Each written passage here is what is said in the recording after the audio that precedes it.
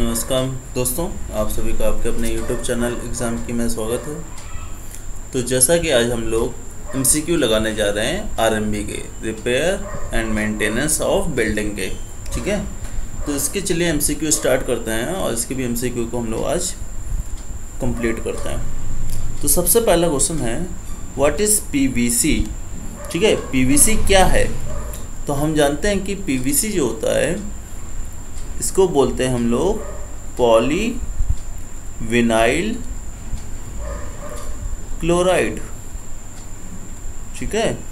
ये इसका PVC का फुल फॉर्म होता है और ये एक सिंथेटिक प्लास्टिक पॉलीमर होता है। सिंथेटिक प्लास्टिक पॉलीमर होता है, ठीक है। तो ऑप्शन देखो, plastic, metal, paint, NOTA. NOTA का मतलब है नन ऑफ द अबव, ठीक। तो PVC क्या है? प्लास्टिक है, ठीक है, क्योंकि प्लास्टिक पॉलीमर होता है। So A is the right answer. Next कह रहा है डेसिडुअस ट्रीज प्रोवाइडेड। तो डेसिडुअस ट्रीज क्या प्रोवाइड करते हैं? Soft wood, hard wood, both A and B, या नोटा। तो सिंपल सी बात है कि डेसिडुअस का मतलब क्या होता है? इसका मतलब होता है मीन्स दैट कि फॉलिंग ऑफ एट मैच्योरिटी, ठीक है, कि ये मैच्योरिटी में फॉलिंग ऑफ होते हैं। तो जब मैच्योर होंगे तो जब वही चीज़ है ना कि कोई भी चीज़ अगर जवान हो जाएगी, मैच्योर हो जाएगी, तो वो क्या होगी? हार्ड हो जाएगी, ठीक है। तो सिंपल सा ऐसे याद रखो, डेसिडुअस ट्रीज कौन से होते हैं? हार्ड वुड प्रोवाइड करते हैं। और जो कॉनिफर्स ट्रीज होते हैं, कॉनिफर्स, ये हमें सॉफ्ट वुड प्रोवाइड करते हैं, ठीक है। तो याद रखना, अगर क्वेश्चन में ऐसा जाए कि कॉनिफर्स ट्रीज तो सॉफ्ट वुड और डेसिडुअस तो hard would. Example of solvent free adhesive.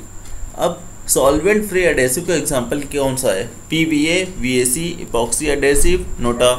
तो PVA का जो फुल फॉर्म होता है वो होता है पॉलीविनाइल अल्कोहल, ठीक है। और जो सॉल्वेंट फ्री एडेसिव होता है वो हमारा होता है इपॉक्सी एडेसिव, ठीक है। इपॉक्सी एडेसिव एक सॉल्वेंट होता है, ठीक है ना। ये हमारा सॉल्वेंट फ्री एडेसिव होता है। नेक्स्ट आओ, example of water bond adhesive. तो वाटर बॉन्ड एडेसिव को एग्जांपल देना है तो सिंपल सी बात है कि जो वाटर बॉन्ड एडेसिव होते हैं ये हमारे PVA एडेसिव होते हैं, ठीक है। ये अभी बताया ना, पॉलीविनाइल अल्कोहल PVA, ये हमारे वाटर सॉल्युबल सिंथेटिक पॉलीमर होता है, ठीक है। तो PVA, D is the right answer. याद रखना, वाटर बॉन्ड एडेसिव का एग्जांपल PVA होता है। Example of concrete placement technique. अब कंक्रीट को प्लेस करना है, इसकी कौन सी टेक्निक का एग्जांपल क्या है? Granite technique, birds mouth, form and pump, all the above. तो चलो पहले तो देख लेते हैं कौन कौन सी टेक्निक होती है कंक्रीट को प्लेस करने की। एक होती है ग्रेनाइट टेक्निक, दूसरी होती है बर्ड्स माउथ, तीसरी होती है फॉर्म पंप, चौथी कौन सी होती है? Pneumatic applied technique. मान लो ये ऑप्शन में ना कहीं आ जाए तो फिर तो याद रखो, न्यूमेटिक अप्लाइड टेक्निक का यूज़ करते हैं। ओपन टॉप प्लेसमेंट का यूज़ करते हैं, ठीक है। और बर्ड्स माउथ हो ही गया। फिर ड्राई पैकिंग का यूज़ करते हैं, ये हो गया आपका पांचवा। छठा कौन सी टेक्निक होती है? ड्राई पैकिंग, ठीक। सातवीं कौन सी टेक्निक होती है? प्री पैक्ड एग्रीगेट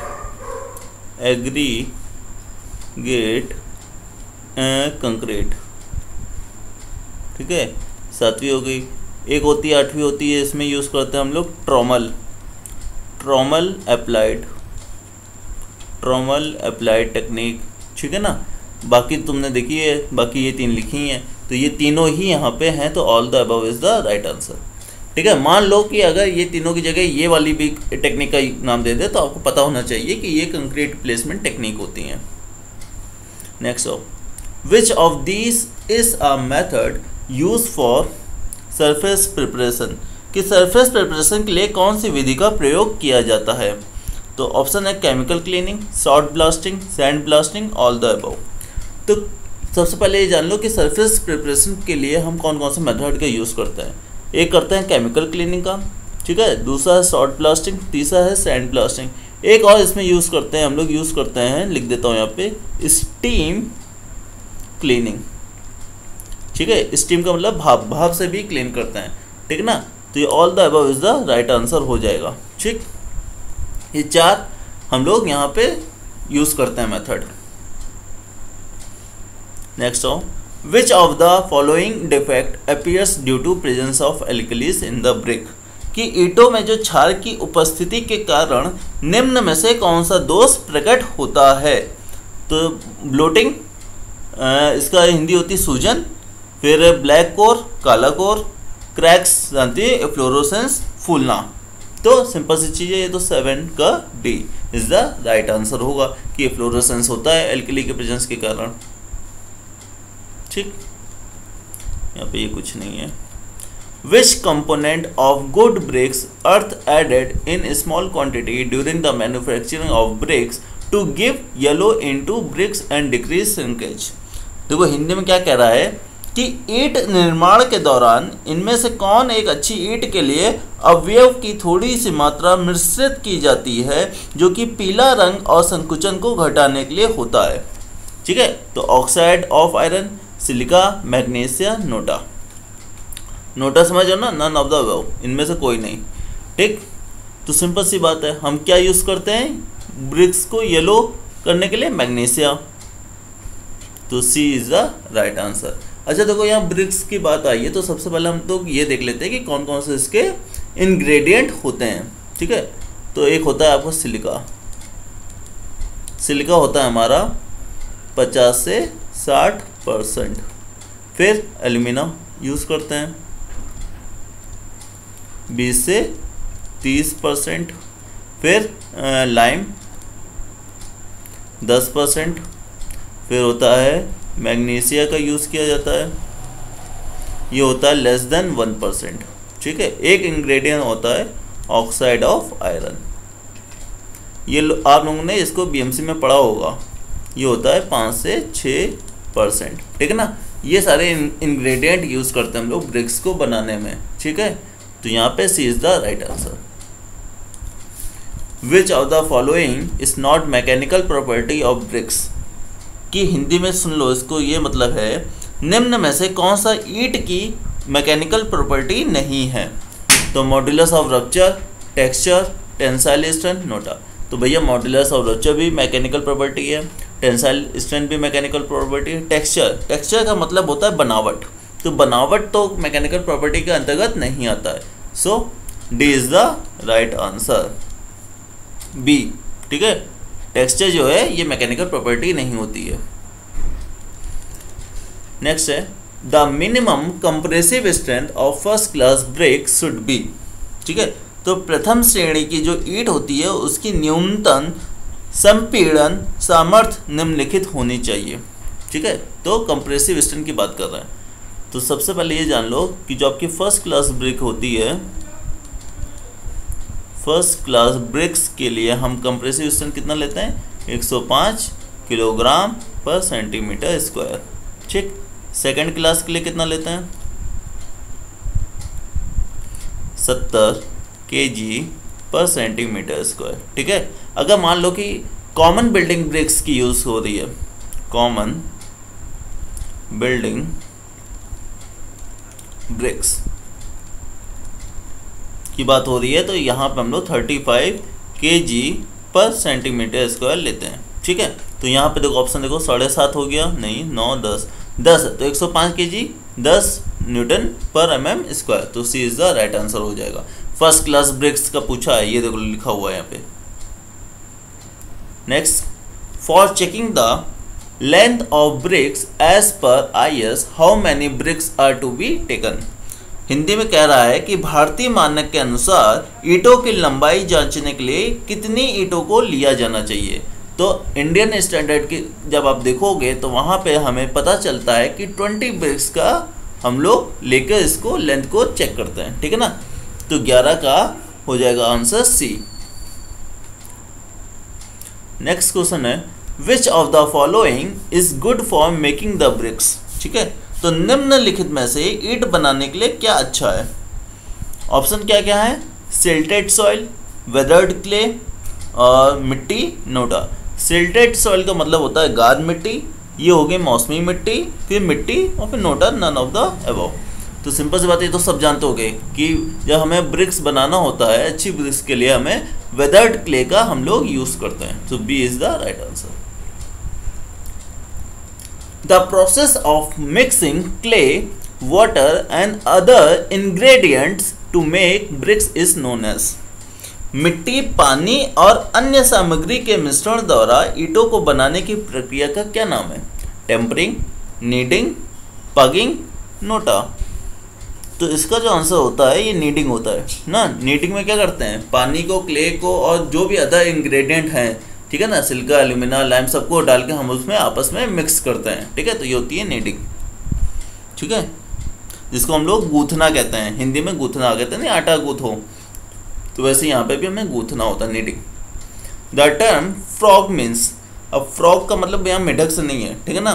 फ्रॉग का यहाँ फ्रॉग यूज़ करते हैं, जैसे आप लोग ने देखा होगा कि आपका जो ब्रिक्स होता है, ईटा होता है, इसमें यहाँ पे ऊपर नाम लिखा रहता है ना। जैसे मान लो पूजा लिखा रहता है किसी में, पूजा, ठीक, ये पूजा लिखा होता है, 555 किसी में लिखा होता है, तो ये होता है फ्रॉग।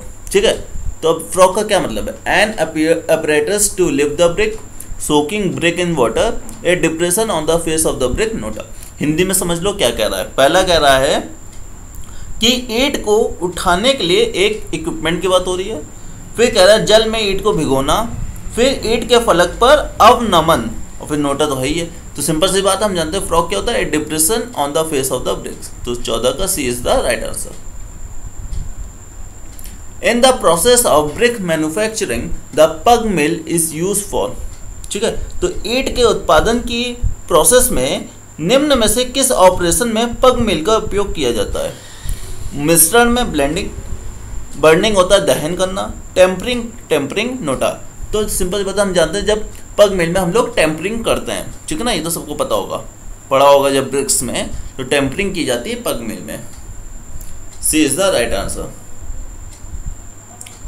नेक्स्ट है स्टोन चिप्स और broken bricks are also known as.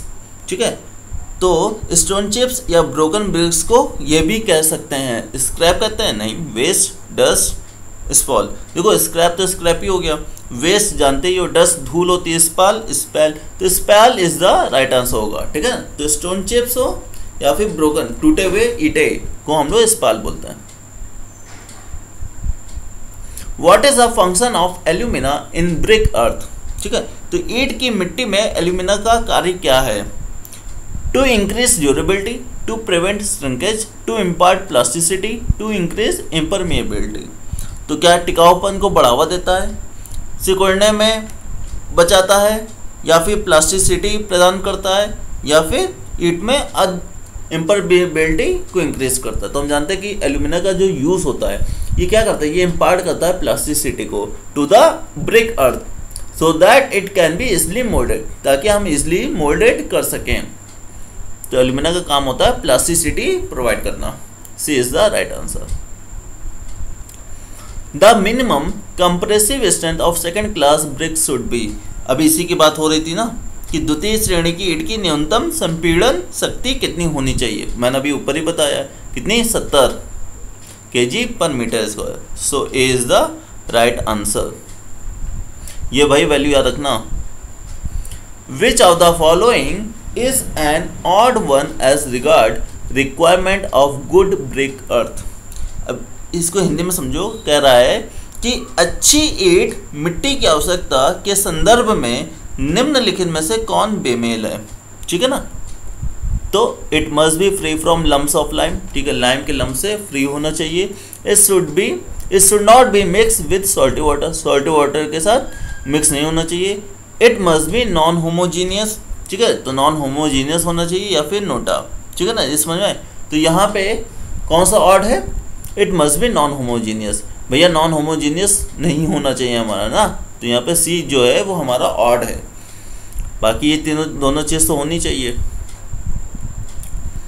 Next हो, इन brick masonry the frog of the brick is normally kept on the, मतलब कि ईंट चिनाई में ईंट का जो फ्रॉग होता है ना को आमतौर पर निम्नलिखित पर रखा जाता है, बॉटम फेस पे, टॉप फेस पे, एक्सपोज फेस पे या फिर नोटा पे।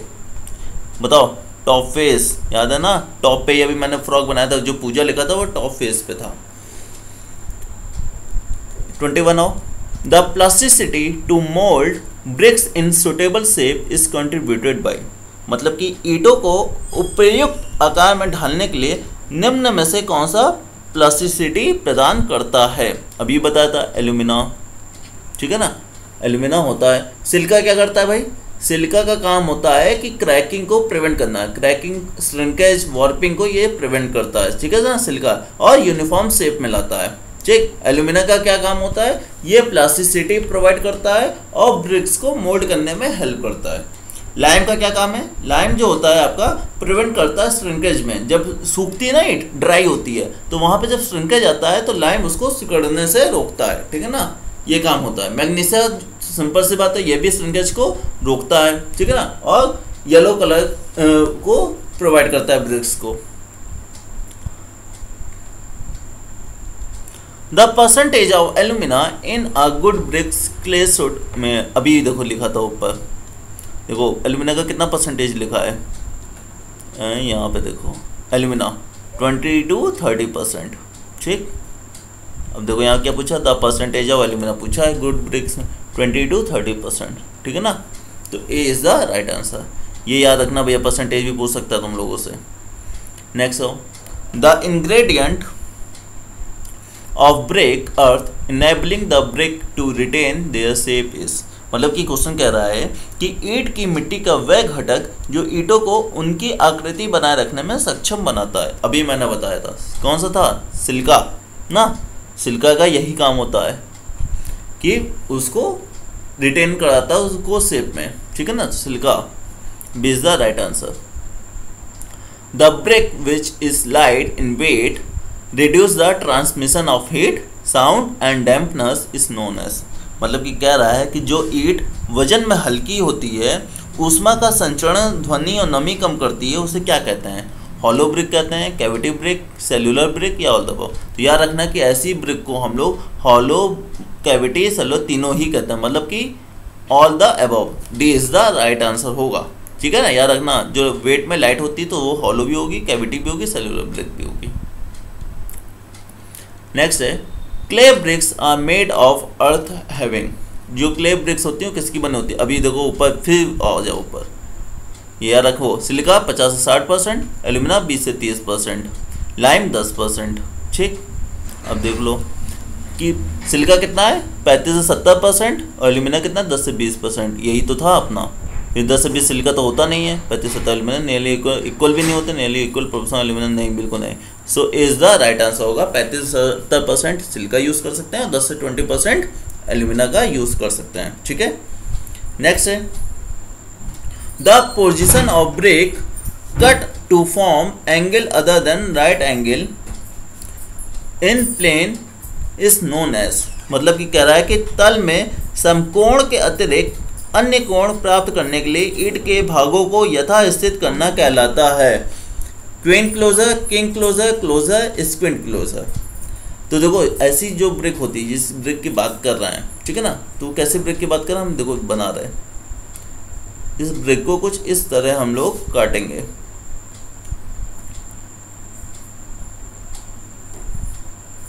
ठीक। तो यहाँ पे ये 90 डिग्री का एंगल बनाता है, ठीक है ना, राइट एंगल, ठीक। तो इस ब्रिक को हम लोग कहते हैं स्क्विंट क्लोजर, ठीक है। तो D is the right answer, ठीक। राइट एंगल यहाँ पे बनता है इस जगह। नेक्स्ट हो, consistency of cement paste is determined by, बाकी से देखो ऊपर ये जो ऑप्शन दे रखा है क्वीन क्लोजर और किंग क्लोजर, तो ये इसके बारे में पढ़ लेना, जानते हो गए क्वीन क्लोजर क्या होती है, किंग क्लोजर क्या होता है, जिसको ना पता हो भैया वो एक बार देख लेना, ठीक। चलो नेक्स्ट हो, consistency of cement paste is determined by. तो सीमेंट पेस्ट का जो गाढ़ापन होता है वो किसके द्वारा हम निर्धारित करते हैं? Sieve analysis, Los Angeles machine, Vicat apparatus, NOTA. Simple सी बात है, कंसिस्टेंसी हम सीमेंट की कहाँ से निकालते हैं? विकेट अपरेटस से। ठीक है, तो C is the right answer. ये भी तुम लोगों ने पढ़ रखा होगा। The function of calcium sulphate as a cement ingredient is to.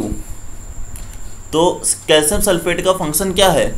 Decrease the initial setting time of cement, increase the initial setting time of cement, imparts colour या NOTA. मतलब कि देखो क्या कह रहा है कि एक सीमेंट घटक के रूप में कैल्शियम सल्फेट का कार्य है सीमेंट का प्रारंभिक जो जमाव काल को कम करना, सीमेंट के प्रारंभिक जमाव काल को बढ़ाना, रंग प्रदान करना या फिर कुछ नहीं। तो सिंपल सी बात है, जो कैल्शियम सल्फेट होता है वो आपका इंक्रीज करता है इनिशियल सेटिंग टाइम को। ठीक है ना, so B is the right answer. The bulk density of cement is. Cement की बल्क डेंसिटी क्या है? स्थूल घनत्व। ठीक है ना, बल्क डेंसिटी को कहते हैं स्थूल घनत्व। तो याद रखना भैया, जो इसका स्थूल घनत्व होता है, डेंसिटी ऑफ ओपीसी सीमेंट, वो कितनी होती है? 1440 kg पर मीटर क्यूब। ठीक है, तो ऑप्शन में 1440 1.44। ठीक है, so B is the right answer हो जाएगा। Next, gypsum is mainly use in the manufacture of cement to. ठीक, तो सीमेंट निर्माण में जिप्सम का अधिकतर प्रयोग किया जाता है। इंक्रीज द सेटिंग टाइम, कि इसके सेटिंग समय को बढ़ाने के लिए, इंक्रीज इस ड्यूरेबिलिटी, उसके टिकाऊपन को बढ़ाने के लिए, reduces the heat of hydration, जल योजन की ऊष्मा को कम करने के लिए, या फिर नोटा। ठीक है, तो भाई अभी जैसे हम तुमको बताए थे कि इंग्रेडिएंट बताए थे ब्रिक्स के, अब जान लो कि सीमेंट के कौन कौन से इंग्रेडिएंट होते हैं। तो सबसे पहले हम क्या यूज़ करते हैं? लाइम। लाइम कितना परसेंट होता है? 60 से 65%। सिलिका का यूज़ करते हैं 17 से 25%। ठीक, फिर एल्यूमिना यूज़ किया जाता है। एल्यूमिना का यूज़ करते हैं 3 से 8%। फिर कैल्शियम सल्फेट का यूज़ करते हैं, कैल्शियम सल्फेट 3 से 4%। आयरन ऑक्साइड, ये सब सीमेंट के इंग्रेडिएंट हैं, 3 से 4%। और मैग्नीशिया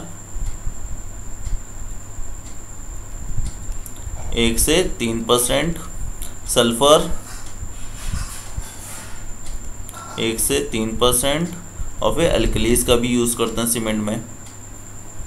एल्कलीज ये कम होता है, 0.2 से 1% तक यूज़ करते हैं एल्कलीज को। ठीक है, तो अब ये बोल रहा है कि जिप्सम को हम क्यों यूज़ करते हैं सीमेंट को मैन्युफैक्चर बनाने में? कि सिंपल से होता है सेटिंग टाइम को इंक्रीज करने के लिए। So A is the right answer. ठीक है, ड्यूरेबिलिटी को इंक्रीज नहीं करता जिप्सम, ना ही रिड्यूस करता है हीट ऑफ हाइड्रेशन को, सेटिंग टाइम को इंक्रीज कर देता है जिप्सम। तो 30 का जो क्वेश्चन नंबर 30 है, इसका answer A is the right answer होगा। ठीक है गाइस, तो आज के लिए 30 क्वेश्चन रखते हैं, बाकी क्वेश्चनों को कल के वीडियो में हम लोग समझेंगे। आई होप गाइस कि आपको ये वीडियो अच्छा लगा होगा। बिल्कुल इसको लाइक कीजिए ताकि मुझे मोटिवेशन मिले और भी वीडियो बनाने के लिए। और अगर आप हमारे यूट्यूब चैनल पर नए हो तो इसे सब्सक्राइब करना ना भूलें, ताकि आने वाली वीडियो की नोटिफिकेशन आपको मिल सके। तब तक के लिए जय हिंद, जय भारत।